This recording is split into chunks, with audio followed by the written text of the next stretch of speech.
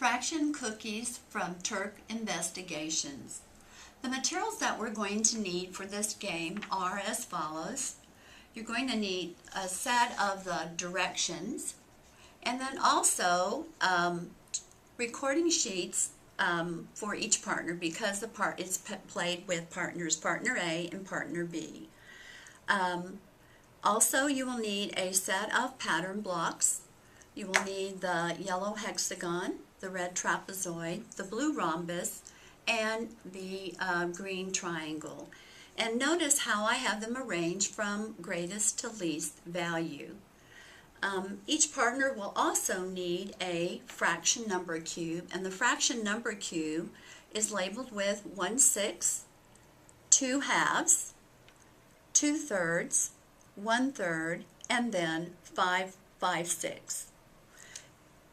Also, partners will need a set of colored pencils, which I'll show you in a few minutes, and that correlate to the colors of the pattern blocks, and also a yellow marker. It might be a good idea also to have with you the chart from the pattern block relationships that help you to remember that the yellow hexagon represents the whole, each trapezoid represents 1/2, each blue rhombus represents 1/3, and each triangle represents 1/6. Now, take a moment to gather your materials and find a partner, and then we'll begin playing the game. Okay, let's get started. I'm going to be both partners. I'm going to start off being partner A, and I'm going to roll the number cube, and it landed on 1/2. So I'm going to find the red trapezoid, because again, the red trapezoid has a value of 1/2, and I'm going to take it and cover my hexagon cookie. My goal is to build a hexagon cookie, and the winner who completes their sheet first wins the game. Okay?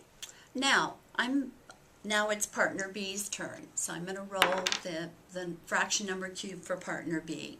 So partner B, I rolled 2/3. So I know from my pattern block relationships that the rhombus represents 1/3, so I will need 2 of those.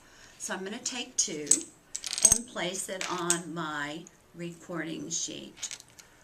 Now, as I'm thinking, partner A is checking partner B to make sure that as you roll for fraction cookies, that you have the fewest number of pattern blocks as possible.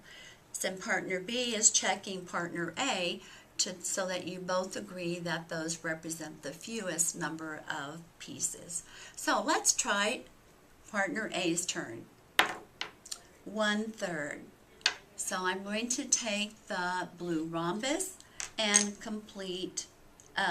put it on my hexagon cookie. I still don't have enough to make a hole yet.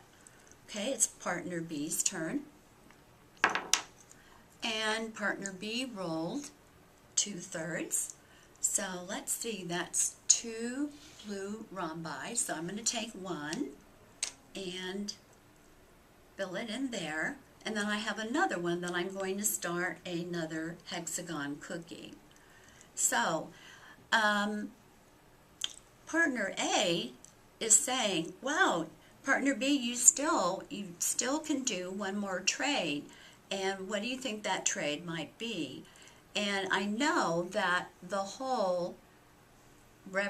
that if I take the whole hexagon and place it over that, then I have one whole cookie.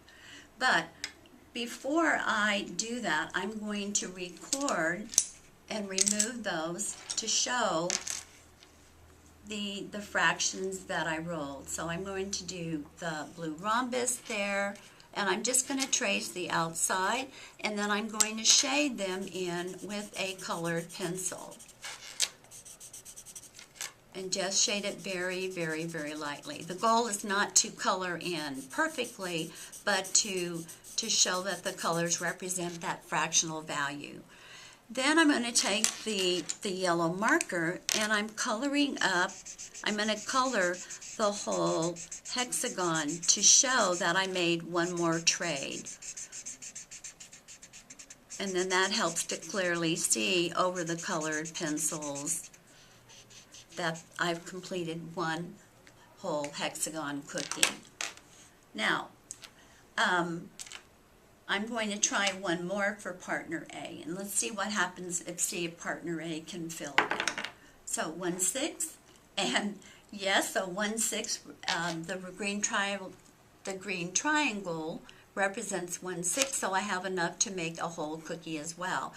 But this time, oh, and I'm thinking partner B is reminding me, look to see if you can make another trade. And I know that if I take the red trapezoid, I can make one other trade.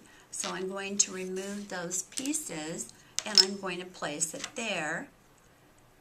And then I'm going to remove, because it represents 1/2 each, I'm going to shade in again the bottom half, and then color it, because that, again, just proving it that it represents one whole, and then shade that in. So far, partner A has one whole, and then partner B has one whole and part of another. Now it's your turn to play. Now, remember that the purpose of the game is to not only explore fractional relationships, but also to find ways to represent fractional parts with using pattern blocks.